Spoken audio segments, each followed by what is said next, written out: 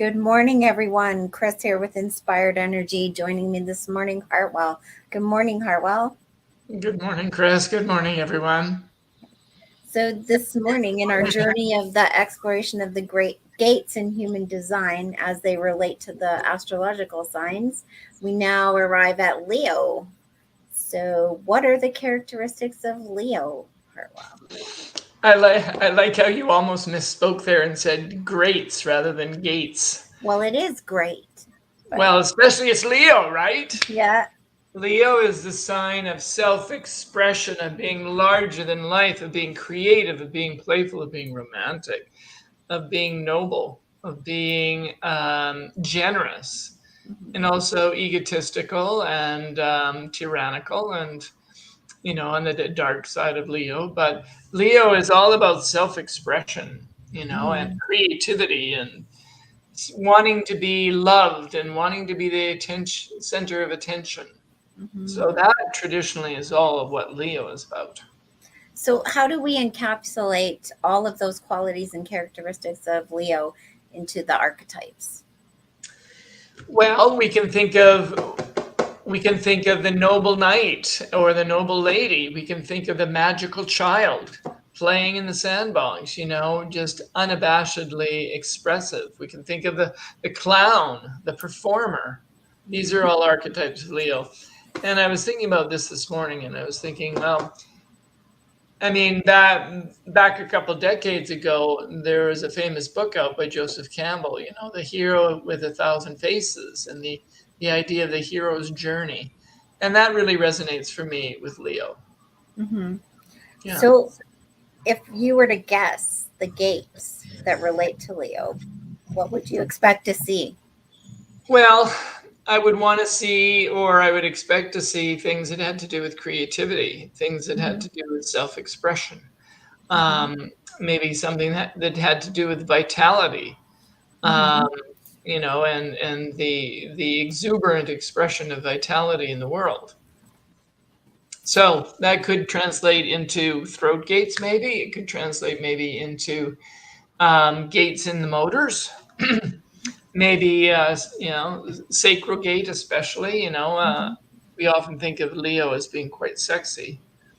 So that's kind of what I might have expected if before I looked at the gates. Okay, so now that we've looked at the gates, what are the gates that correspond to Leo? Did you find a sexy gate? Well, you can help me be the judge of that as we go through these.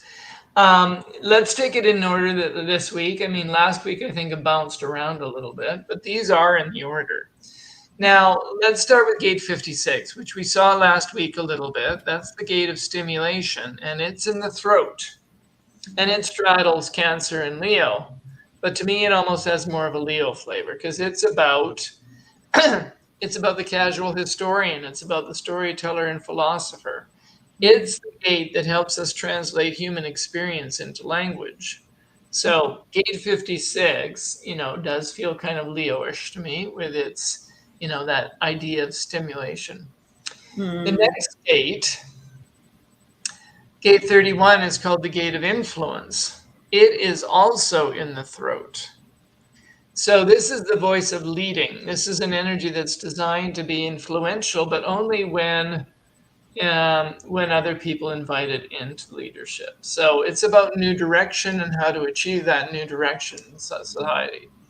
Yeah. Um, That to me is a Leo thing, leadership, right? You yeah, think of it, yes, the king of the jungle and the leader. Um, yeah. cool. So the gate of influence, that does make sense. Leo is typically considered influential. The next gate, gate 33, is called the gate of privacy, interestingly, and it's also in the throat. Hmm. Now, this is the voice of remembering. I remember. And, this is where we come to the end of a cycle and we naturally want to take a pause or take a moment, uh, you know, um, metaphorically take a moment to, in a sense, integrate and digest what it is we've learned so then we can share it later. Hmm. So, this is about reflection. And to me, it almost has a Cancer flavor. Hmm. but it doesn't seem typically Leo to me. Mm-hmm. The next gate, gate 7, is it's called the army in the I Ching, or the gate of the self in interaction, which is like, okay, what's that mean? But the gate of the army is all about seeing the pattern of where society is or should be headed. So it's the power behind the throne. And it relates to various leadership roles that are actually genetic and mechanical in us, according to human design. Wow. That's So very Leo-ish. it is. Yes, it is. And then we have gate 4, which is up in the head, or sort of the ajna. And it's the it's the gate that wants to come up with answers to our doubts. And it wants to form formulas or hypotheses that then will need to be tested by experience, by facts. So it's a logical gate. It's one of the collective gates, and no clear connection to Leo for that with me. Well, Although it is, pardon me. I was going to say I have a couple Leos, and for me that is very much how one of my sons operates. Okay, So, that's sort of logical energy. Yeah. Okay, so you've recognized that in him, though so what you might be recognizing is the 4 energy, right? But from a typical Leo standpoint, I guess there is that, well, on an esoteric level, or rather on the gene keys level of things, the highest gift related to the 4 is forgiveness and understanding. So when we think of the potential magnanimity, and generosity of spirit of Leo, that does make sense. Well, also that they're forming formulas and hypotheses. So, I mean, a great leader is always looking at what all the possibilities are in order to, help or, save society or whatever that looks like. So, Right. that's how I looked at it, anyways. The final gate, gate 29, is called the gate of saying yes. And it's about the fuel for ultimate commitment. It's a single-minded energy that's available for discovery or for a quest. And that discovery, you never know when you enter into and say yes to something, from a human design perspective, you don't know where it's going to take you. So it is like a quest. So that feels quite Leo to me, the gate of saying yes to life, it's exuberant. Yeah, and taking chance and let's see where this leads us. And yeah. So those are the gates of Leo. So what are the kind of patterns that you see emerging as we look at these different gates? Well, the first pattern I noticed is that all of these gates are in the collective circuitry. So remember, we have three major themes for circuitry. We have tribal circuitry, which is about family, community, and tribe. And it's about sharing and supporting and being supportive, so a mutual give and take. Then we have the individual circuitry, which is all about empowerment and the being on the cutting edge of life. And then we have the collective circuitry. And the collective circuitry is all about sharing what we've learned through experience in order to improve society. And there is the understanding circuit, which is logical and future oriented. And there's the abstract sensing circuit, which is experiential and is oriented towards the past. So these two grand themes of the collective circuitry, abstract, the sensing circuit and the understanding circuit. In Leo, we have 6 gates, and all of them are collective. All of them are collective. So, and 3 of them are part of the past, the abstract sensing circuit, and 3 of them are future-oriented and logical. So that's a very telling sort of idea, because what this emphasizes for me is that Leo is extroverted. Leo is concerned with sharing experience. They don't hold themselves back from life. They're very solidly a part of the collective and the Mhm. energy of sharing. But they're not so much so, and none of the gates are of the other circuits. So that's Oh, quite wow. So we were talking about the different codon rings and stuff yesterday. Can you tell us a little bit about that? Oh, Like, absolutely. yeah. Well, there's these codon. The idea of these codons is that there are certain of the gates that can be grouped together in themes. And I haven't been consistent yet in our going through this and talking about the Hmm. codon rings because I don't have a lot of in-depth information about them. Hmm. But it does seem that there's some consistency in terms of signs, in terms of what codon rings. Now with Leo, if we look at gate 7, 4, and 47, 4, and 29, this is called the ring of union. And there are, three of these gates are in that same ring. And this chemical family, this grouping has to do with the codes for purifying human relationship. And that really makes a lot of sense to me with Leo, with its energy of creativity, noble leadership, Hmm. and romance. So the idea that the ring of union and purifying human relationships resonates. Hmm. Um, Two of the other gates are part of the ring of trials. So they are part of. There's three major components to the ring of trials, and two of them are Leo gates. Hmm. Um, Interesting.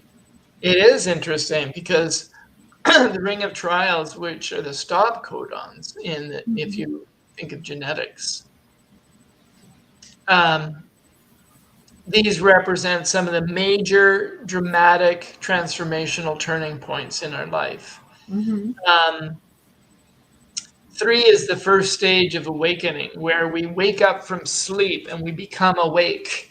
And Hmm. these days we become woke. Or Hmm. we enter into an awakeness because 33 has to do with remembering. And so there is this great theme of not remembering and being zombies in life. And 33, as the frequency rises up in our beings, then we wake up. And Hmm. 56 is about starting to transcend the suffering of life, overcoming the things that distract us. Hmm. So this very much links with Leo as that energy of quest, Hmm. the hero's journey. Right. Uh, Now, yeah. So the other one is I forget what the other one was, but I'm looking for patterns here. Hmm. Now, the other big pattern that shows up, Kris, is that two of the Leo gates form a channel. And I don't think we've seen that before. I don't think so either. Yeah. No. So gate 7 and 31 come together to form the channel of the Alpha, a design of leadership. Well, So, yeah, yeah, there's the Leo. Yeah. there is the Leo, there is the leadership, there is the noble leadership. Hmm. And this is about, in the theme of kingship and what it means metaphorically and archetypally, the king is the representative of God on earth. But the Hmm. king also, if he has the right connection to the divine, he ensures the health of the kingdom. Hmm. So it's like a servant leadership, is what this is. Hmm. Um, so that very much strongly relates to Leo for me. Um, so those are some very strong patterns. That collective pattern is very telling. Hmm. The balance between the past and the future, and that Hmm. ability to take us forward with the channel of the alpha. Hmm. When that recognition, when that calling, when people see that somebody has that energy, which they're genetically attracted to, that alpha energy, then Hmm. the person can be invited into leadership and potentially become an incredible model for that. Oh, wonderful. So Yeah. now that we've looked at all of these patterns and all of these gates and things, how would you summarize what we found out about Leo when it comes to human design? Well, what lands for me is that collective energy and that leadership energy. But beyond that, there's just this sense of excitement about what the journey can bring. I mean, this feels very vague. So, I mean, jump in here too and offer what you think. But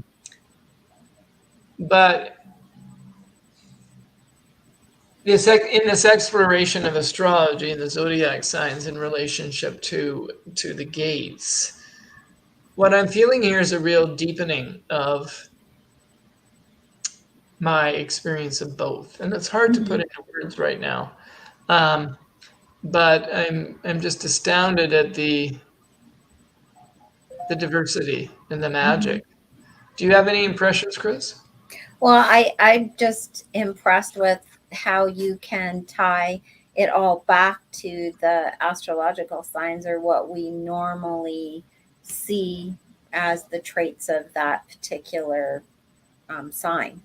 So it's interesting that the gates, as we go through them, are very much related to the Cancer or the Leo or the Aries, whatever sign we're looking at. There are a few that are kind of we don't really see, but for the most part, it's I really am enjoying that part of it. How everything. Yeah, for me, I'm being quite surprised. I think it's interesting that you were thinking of one of your sons and how he really seems to have the flavor of the four. So, in a sense, if you know a lot of Leos, you might say, "Oh, I recognize that energy in my son, who is supposed to be a Leo." But in terms of the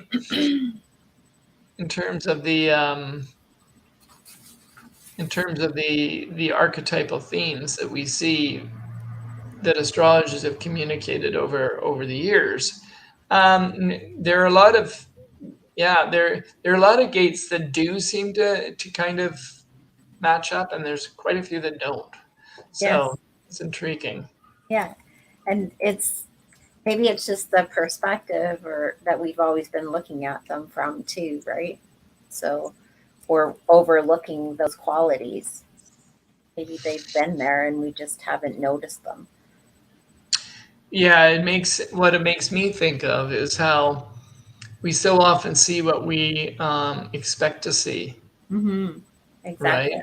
A lot of people use astrology in that way. They kind of learn some of the things and then they project those things onto people and look for them.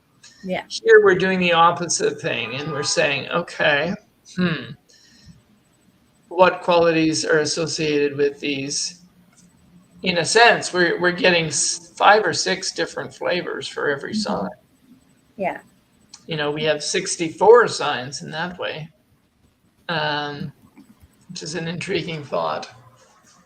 Yes. Yeah. All right. Any final comments before we wrap up? No, not today. No, not today. All right. So I guess the next one that we're moving into is. Can you remember? Virgo. Oh, it's Virgo, my moon. Virgo. Yes. Yeah. So next week we'll be moving into Virgo. If anybody wants to go more in depth, Hartwell also is available online to do Zoom readings and things like that. If there's anything that you want to get counseled on, go deeper, get a reading, you can give us a call here at 587-596-3333, and we'd be happy to go more in depth with your personal charts. So with that, we'll say goodbye. God bless. And we'll see you soon. Bye for now.